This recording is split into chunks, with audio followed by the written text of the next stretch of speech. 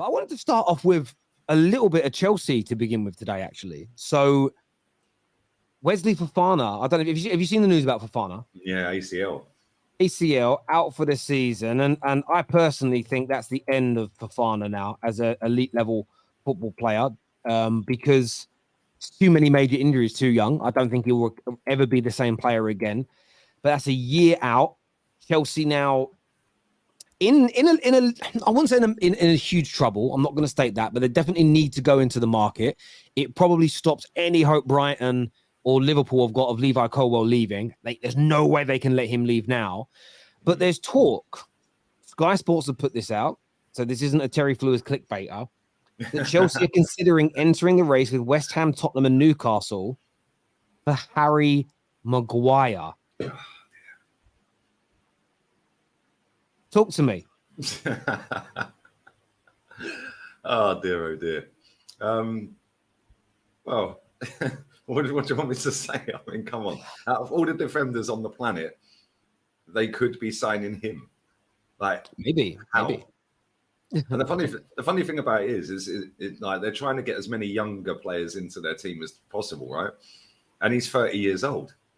But then I suppose they're looking at it from the sense of like he's international. He plays every game for England, plays for Man United, captain Man United for 3.5 years. Maybe they're just thinking a bit of backup for the two that they've got, Thiago Silva and Levi Colwill. So I don't know. It's a bit of a weird one. I can't lie. Yeah, I suppose he does bring experience, but he brings experience in getting relegated and having like 20-minute compilations of his cock-ups. It's do you know what? Look, it is a mad one. But the fact that Newcastle, Tottenham, you could look, West Ham being linked to him makes sense because I think that's his level. But the fact that Tottenham and Newcastle are also looking at him, they must think they can get him to his England levels. Because for England, he's great. They must think they can get him to his England levels. And maybe it's just a loss of confidence at Man United. For me, the fact that 4 teams are in for him is music to my ears. Because that means we're going to get a little bit of money for him. We're never going to get the £85 million back, but we might pick up 30, 35, 40 million now to reinvest if indeed these 3 or 4 clubs are interested. So listen, I'm hoping and I'm praying and I'm begging this is true because we need to raise as much money as we can to keep buying people. So listen, Maguire to Chelsea, I'm all up for that. Keeping him then? You don't fancy him for next season then, so? Nah. Why not? Nah. Listen, look. Everything we just said about him, about like if he can get to his England levels and like, maybe he can do that next season. If Ten Hag's the genius we've all been told he is, then surely he can get a tune out of Harry Maguire. No, so you know me, right? I'll answer that one. Like people turn around. I remember Liverpool fans doing this thing where they were like, Jurgen Klopp can make any player world class. Why did he sell the whole squad he inherited then? The nonsense, right? It's and that's not a dig at Klopp. It's a dig at people that hold that weird opinion. Sometimes you can't get blood from a stone, and I think that with the lack of confidence he has at the club, of course, ruthlessly being stripped of his captaincy, being 5th choice, being behind Luke Shaw, who's a left back in a centre back role, I just don't think you can mentally recover from all of that. I think if you go somewhere else, that adage of change is as good as a rest. I think you could get a very good Maguire back. I just don't think you can do that at Manchester United. So I think there's a player in there. I think there's a decent player in him. I just don't think we'll ever see that player again. Listen, his first 18 months at Man United, I was very happy with him. So I know there's a player there. I like him in an England shirt. He very rarely puts a foot wrong. I just don't think he's right for Man United. But I do think a Maurizio Pochettino's system, I believe with Thiago Silva next to him as an example, Caicedo and Enzo in front of him. I think he could do bits at Chelsea. And they should be looking at a 45, 50 million pound investment here. They've got the money. Todd B's got it. It'd be fantastic business for Chelsea. They could reignite him. And then when he delivers, they can laugh at Man United for giving away a great asset. So Chelsea fans, get behind this deal. Support your club in getting Maguire into Chelsea. Because I think you're Maguire's agent. I could be. The way you've just sales pitched me with that sales pitch was perfect, Terry. I'm sold. I'll sign him. Mate, it's what I do. Listen, I could be an agent. Give me the access and I'll influence people. It's easily done. Do you know what I mean? You've got the marketability, the England fan base. England captain. Like, Oh, do you know what I mean? mate. Do you know what I'm He's saying? like England captain, Kane, isn't he? Kane's captain. Yeah, but he's like vice captain. He's like on that level. He's captain material. He's the captain without the armband. Exactly. And listen, you've never also, listen, everyone knows, right? You've never seen me do one single piece of negative content on this guy. That's how much I rate him. It's just unfortunate that his confidence has fallen. And I want Maguire to leave because I want his confidence to come back. I want him to find himself again. On set pieces as well. You know, mate, when he and what you can do, Chelsea, you can run the love train set piece from England. You can get his big old slab head on the ball, boom, goal, back of the net. Listen, they've got to get it done. They've got to get it done, Chelsea. But Chelsea are a weird one because have you seen all the news today about the Caicedo deal as well? They've had their bid rejected, which was the same amount that we had rejected in January, right? It's a bit crazy, isn't it? Right? Like it's quite obvious they need that player, or a player like him to go next to Enzo because they ain't got anyone else. Yeah, Conor Gallagher's linked with West Ham. Apparently, he's agreed personal terms or something. So they've got rid of Kovacic. They've got rid of Mason Mount. They need a midfielder. So it's a bit surprising that they haven't just gone and said, "Okay, cool, we'll give you 80 or 90 or whatever it may take to get it over the line," because they will get it over the line. And it's the same with the Rice deal. Like you want the player, you need the player. Eventually, you're going to pay the money. So why don't you just pay the money? Like similar, because Man City put the bid in, so I kind of get it. But with Chelsea, nobody's in for him other than Chelsea. So what? Are they just going to wait and then hope that Brighton just go, "Oh, okay, you can have him for that then." I think Brighton will be quite happy to keep him. Yeah, look, I understand. I was going to ask you actually, do you feel this? Because I know you were calling out Arsenal, your own club, over Rice. Go and pay the money now. What are you diddling around for? You feel the same way with Chelsea? 100%. They need the player. He makes them better. He gets in the team. Like he's not a bench player. He's straight in the team. Go and pay the money. They've got the money. They've recouped in over 200 million already this summer. So there's no reason for them not to be going out there and just getting it done. Right? You know it's going to cost around 80 to 90 million, maybe with add-ons as well. Let's just go and pay it. It makes no sense to me. Yeah, because Declan Rice is gone, so they can't get him. Lavia, for me, ain't good enough to start week in, week out for a top 16. Not yet, anyway. Yeah, he's more of a backup player. So he's the only one out there that's obvious. So just go and pay it. I also feel, listen, I get where you're coming from. I do feel that Brighton, they were taking the piss. I feel, people always go on about players not being loyal. What about clubs? This guy has given them the best 18 months any midfielder in their history has given them. Got them into Europe, got them to an FA Cup semi-final. Has acted professionally. He's carried on working when he wanted to go to Arsenal. A team's offering 80 million inclusive of add-ons.